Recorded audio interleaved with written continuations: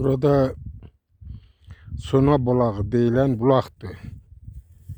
En güzel bulaqlardan biridir. Suyu güzel, serin. Odur bak.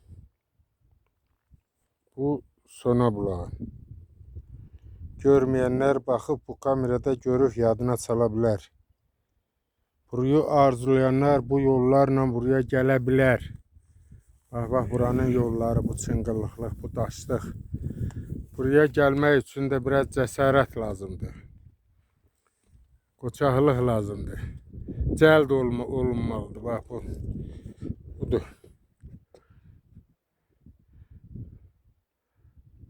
Sana uçan. O da birisi qar. Qar yoxdur, görünmür. Bu da nəzik qılıç.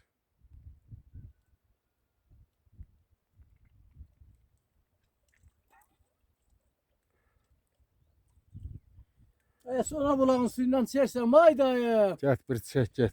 Ana bir sonra bulağından hiç buz kimisin ha. Ay Buyur, sağ ol, ay buyur. sağ ol. Eşk Ay, sağ ol. olsun.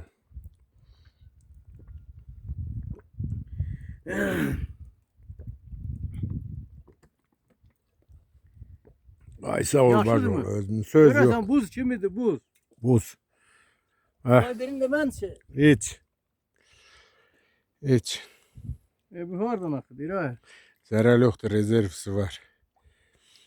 Bu bunun rezervisi ikinci kutu. Oh.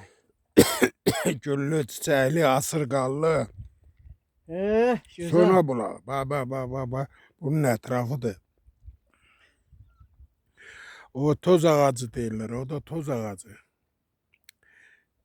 Görüm koymur ki baxam şəklinizə. Toz ağacı odur bak. O da Saddayı. Ha. O dumanın altdayı. Senin altı. Bu bəri tərəf. Sana açan deyildim. Sen açsan. Kar görünmür. O da Vəzinəli bulağı çökəkdə. Hər iki dağın birləşdiyi yerin çökəyi. Vəzinəli bulaq oradadır.